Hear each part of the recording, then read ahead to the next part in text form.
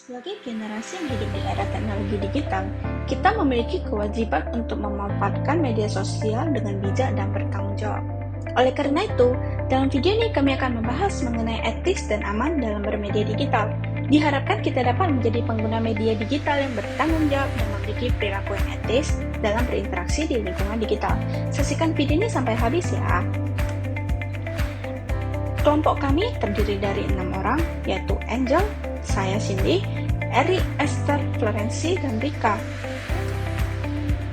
Yang pertama, kami akan membahas mengenai etis bermedia digital, yang terdiri dari etika dan etiket, etis bermedia digital, serta konten negatif dalam media digital. Etika dan etiket. Etika merupakan prinsip moral yang dipertimbangkan dalam berbagai aspek kehidupan, termasuk dalam penggunaan internet. Sedangkan etiket merupakan pedoman dalam mengatur perilaku individu dalam dunia digital. Perbedaan di antara keduanya yaitu, etika merupakan landasan filosofis yang mendasari perilaku individu, sedangkan etiket itu lebih mencondong pada pengimplementasian prinsip etika dalam pedoman untuk berinteraksi di dalam lingkungan digital. Selanjutnya, saya akan membahas mengenai etis bermedia digital, terdiri dari 5, yaitu yang pertama, privasi dan keamanan. Yang kedua, etika komunikasi dalam media digital. Yang ketiga, tanggung jawab sosial. Keempat, keseimbangan penggunaan. Dan kelima, hak kekayaan intelektual. Kita akan mulai bahas dari privasi dan keamanan. Di privasi dan keamanan ini, kita harus bisa menghormati dan melindungi privasi diri sendiri dan orang lain dengan menjaga keamanan akun dan data pribadi dengan menggunakan fitur keamanan yang kuat seperti menggunakan kata sandi dan melakukan tindakan pencegahan lainnya. Serta kita harus mempertimbangkan dampak dari publikasi konten yang kita lakukan yang dapat mengganggu privasi orang lain. Yang kedua yaitu etika komunikasi dalam bermedia digital. Kita harus menggunakan bahasa yang sopan dan tidak menyinggung, menghindari perilaku negatif seperti bullying, pelecehan, ataupun penyebaran informasi yang salah ataupun menyesatkan. Yang ketiga itu tanggung jawab sosial.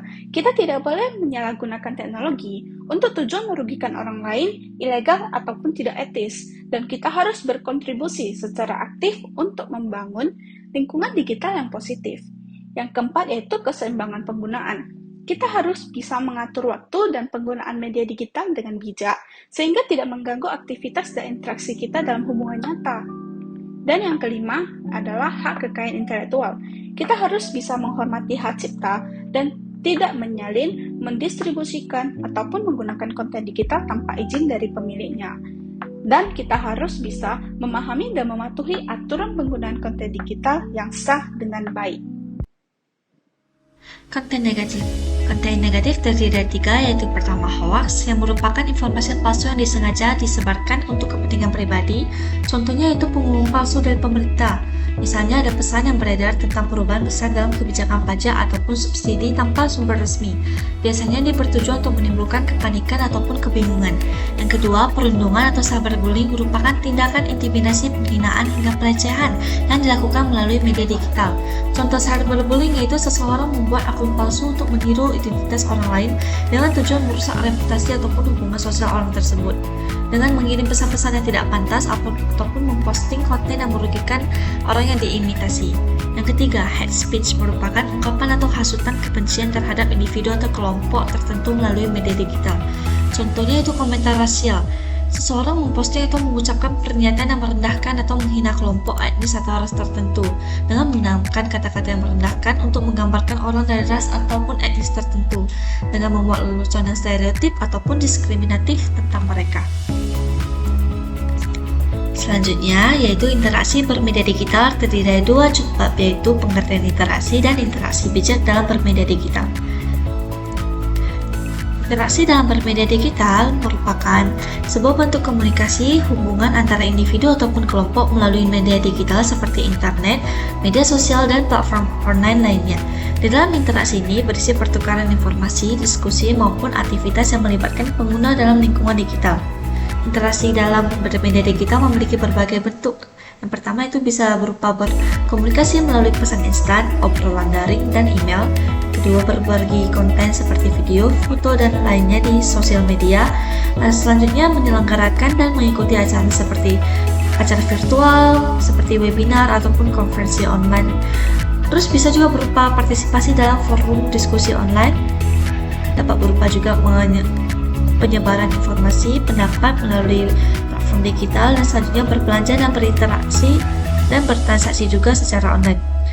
Hal ini memungkinkan pengguna untuk terhubung, bekerja sama, berbagi ide, dan berinteraksi dari berbagai belahan dunia tanpa terbatas oleh jarak geografis.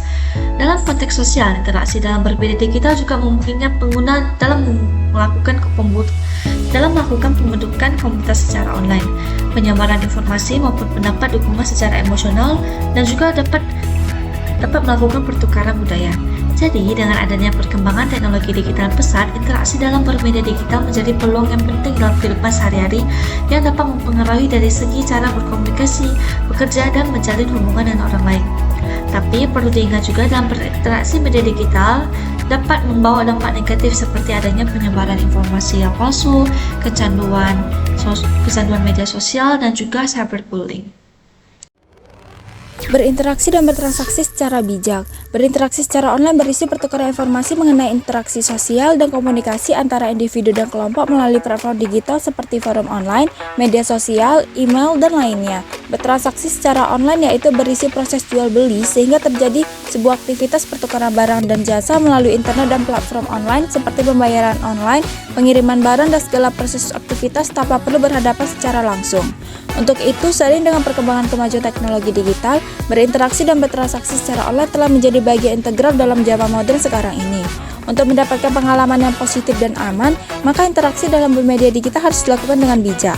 Ada beberapa cara berinteraksi dalam bermedia digital dengan bijak. Yang pertama itu verifikasi informasi. Sebelum membagikan sebuah postingan mengenai informasi, maka harus diperiksa terlebih dahulu mengenai kebenaran informasi berdasarkan sumber. Yang kedua itu hindari cyberbullying. Jangan menyebarkan konten yang dapat merugikan orang lain. Ketiga, pantau waktu penggunaan. Dalam menggunakan media sosial, tetapkan batasan waktu sehingga mengurangi kecanduan. Keempat itu mengerti etika dalam berkomunikasi. Dalam berkomunikasi secara online harus dilakukan dengan sopan dan hindari penggunaan kata atau bahasa yang kasar yang terkesan mengintimidasi orang lain. Yang kelima itu berhati-hati dengan informasi pribadi. Jangan membagikan mengenai informasi pribadi seperti alamat, nomor telepon secara terbuka melalui platform online. Ada beberapa cara bertransaksi dalam bermedia digital dengan bijak, yaitu yang pertama, gunakan platform terpercaya. Saat melakukan transaksi, pastikan menggunakan platform terpercaya dengan memeriksa ulasan pengguna yang melakukan transaksi sebelumnya. Yang kedua itu metode pembayaran yang aman. Gunakan metode pembayaran yang aman seperti kartu kredit, e-wallet yang menawarkan perlindungan dalam melakukan transaksi online. Ketiga itu periksa keamanan situs. Pastikan situs web yang bertransaksi memiliki koneksi aman, HTTPS, dan bersertifikat sehingga melindungi data pribadi selama proses transaksi berlangsung. Yang keempat itu jaga privasi dan keamanan akun. Pastikan menjaga kerahasiaan informasi akun, baik data pribadi, kata sandi, dan aktifkan keamanan akun tambahan jika ada. Yang kelima itu hindari tautan yang mencurigakan. Dengan menerapkan langkah-langkah tadi, maka pengguna dapat berinteraksi dan bertransaksi secara bijak dalam bermedia digital, menjaga keamanan, privasi informasi pribadi, serta mengurangi resiko penipuan atau kejahatan online. Selanjutnya, aman bermedia digital membahas mengenai pengertian aman bermedia digital, proteksi keamanan, perlindungan data pribadi, jenis penipuan, menghindari penipuan, melindungi jejak rekam digital, dan keamanan anak. Yang pertama, pengertian aman bermedia digital mengacu pada kondisi di mana individu dan kelompok dapat menggunakan teknologi digital dengan percaya diri tanpa merasa khawatir tentang keamanan data maupun informasi pribadi. Fitur proteksi keamanan digital. Banyak sekali fitur ataupun alat-alat yang dapat kita gunakan untuk menjaga keamanan digital. Beberapa contohnya adalah sebagai berikut. Pertama adalah shredder. Shredder merupakan mesin penghancur kertas. Alat ini bisa kita gunakan ketika kita mencetak data pribadi ataupun hal-hal yang bersifat privasi, namun kita tidak menggunakannya lagi. Yang kedua adalah password. Password adalah kata sandi yang disediakan sebelum membuka suatu perangkat ataupun aplikasi. Ini dapat menjaga keamanan karena tidak semua orang dapat membuka aplikasi ataupun perangkat kita. Yang ketiga, antivirus. Antivirus ini merupakan hal umum yang biasanya digunakan untuk mendeteksi malware ataupun perangkat jahat yang ada di dalam aplikasi ataupun perangkat kita. Yang keempat, face authentication. Ini adalah pengenalan wajah untuk membuka sandi. Kelima, fingerprint authentication. Sama seperti face, yang ini fungsinya untuk pengenalan sidik jari dalam membuka sandi. Yang terakhir adalah backup data. Backup data ini sangat penting karena dapat menyimpan ataupun membuat duplikasi data disimpan ke perangkat atau aplikasi lain. Jadi jika di satu perangkat ataupun di satu aplikasi datanya hilang ataupun mengalami kerusakan, kita masih memiliki data penting tersebut di aplikasi lain. Fitur atau alat keamanan digital berikut biasanya kita gunakan untuk menjaga data pribadi kita. Apa itu data pribadi? Data pribadi merupakan kumpulan fakta mengenai seseorang yang mencerminkan identitas diri dan berkaitan dengan huruf, angka, dan simbol. Contohnya, nama, jenis kelamin, umur, tanggal lahir, agama, nomor telepon, email, kewarganegaraan, pekerjaan, data kesehatan, data keuangan, dan lainnya. Karena data pribadi merupakan hal yang penting dan mencakup tentang data diri kita harus tahu cara-cara untuk melindungi data pribadi. Pertama, memakai password yang sulit ditebak, bisa mencakup huruf, angka, dan simbol, sehingga tidak akan ada orang yang bisa mencoba-coba untuk masuk ke password yang telah kita buat. Kedua, jangan menggugah data pribadi di sosial media. Sosial media adalah hal yang bersifat umum dan dapat dilihat oleh banyak orang. Itulah mengapa kita tidak boleh mengunggah data pribadi kita. Yang ketiga, hindari penggunaan jaringan Wi-Fi publik, karena jaringan Wi-Fi publik bersifat tidak aman. Keempat, tidak mengklik link yang tidak diketahui atau website yang tidak resmi. Saat ini banyak sekali penipuan yang terjadi lewat link ataupun website yang tidak resmi. Oleh karena itu kita harus hati-hati karena mereka bisa menghack ataupun meretas data pribadi kita dari link dan website tersebut. Dan yang kelima, rajin update perangkat lunak.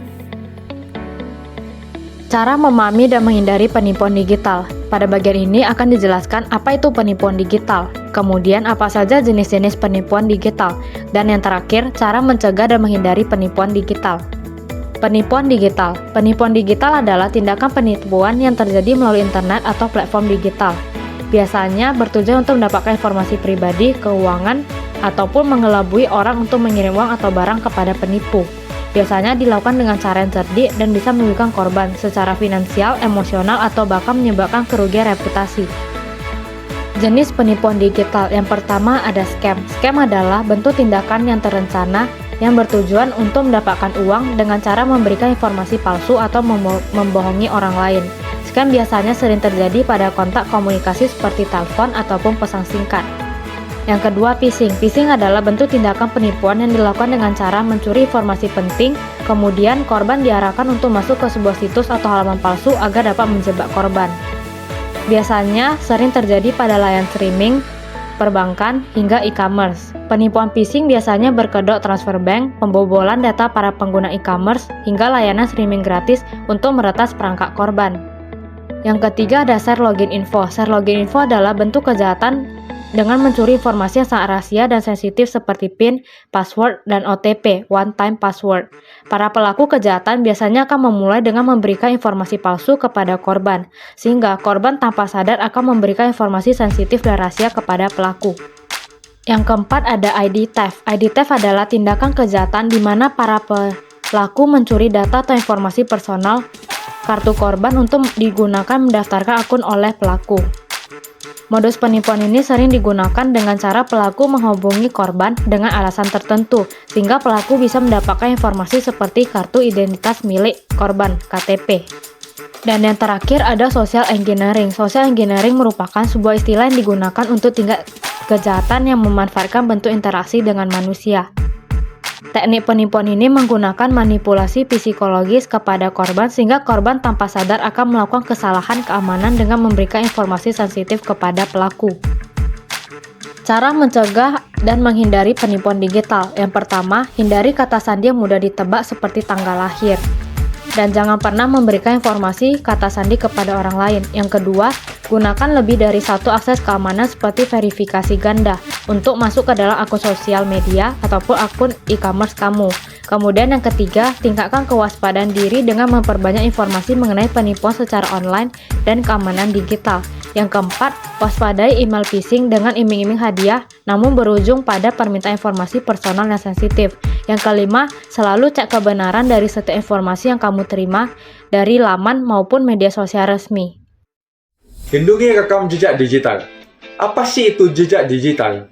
Jejak digital adalah informasi ataupun rekam jejak data seseorang saat menggunakan internet.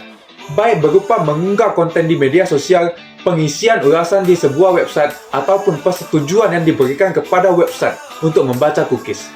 Nah, perlu kita ketahui bahwa jejak digital sulit sekali untuk dihilangkan dan dapat disalahgunakan oleh orang-orang yang tidak memiliki tanggung jawab. Jejak digital terdapat dua jenis, yaitu jejak digital aktif dan jejak digital pasif. Jejak digital aktif adalah pembagian data yang dilakukan seseorang secara sadar. Contohnya, yang pertama, mengunggah konten di media sosial. Yang kedua, mengisi kuesioner atau survei.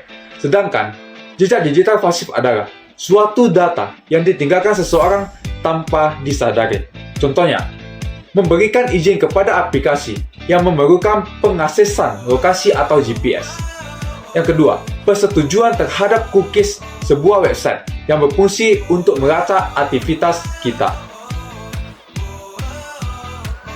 Untuk melindungi dan mengolah jejak digital, terdapat beberapa tips di dalamnya. Yang pertama, akun kerja dan akun pribadi sebaiknya dipisahkan. Yang kedua, hapus riwayat chat dan cookies. Yang ketiga, penggunaan data pribadi sebaiknya dibatasi. Yang keempat, seringlah mengelola data. Yang kelima, hapus akun yang sudah tidak digunakan. Yang keenam, pikirkan terlebih dahulu sebelum mengunggah konten di media sosial. Yang ketujuh, jangan bagikan data pribadi di media sosial. Yang kedelapan, pintarlah dalam menggunakan internet. Keamanan anak dalam bermedia digital. Seiring berkembangnya dunia digital, media digital sulit untuk dilepaskan dalam kehidupan sehari-hari, baik untuk orang dewasa hingga anak-anak. Sehingga di dalamnya terdapat dampak positif dan negatif dalam penggunaan media digital, terutama terhadap anak-anak. Dampak positifnya ialah, yang pertama, mempermudah dalam mengakses informasi. Yang kedua, mengembangkan keterampilan dan keahlian baru. Yang ketiga, dapat melakukan kegiatan belajar dengan mudah. Sedangkan dampak negatifnya ialah, yang pertama, kemampuan belajar berkurang. Yang kedua, tumbuh kembang anak menjadi terhambat, baik itu dalam pergaulan sosial hingga bahasa. Yang ketiga, mempengaruhi kesehatan mata, konsentrasi, hingga kualitas tidur pada anak. Untuk mencegah bahaya penggunaan media digital pada anak, terdapat beberapa tips di dalamnya. Yang pertama, pembatasan dalam penggunaan media digital. Yang kedua, menerapkan jadwal yang ketat kepada anak dalam penggunaan perangkat digital. Yang ketiga, luangkan waktu yang cukup untuk anak. Yang keempat, mengawasi anak saat menggunakan media digital. Yang kelima, melakukan aktivitas bersama anak, baik itu di dalam ruangan hingga luar ruangan. Yang keenam, mengunci situs yang tidak layak untuk anak-anak.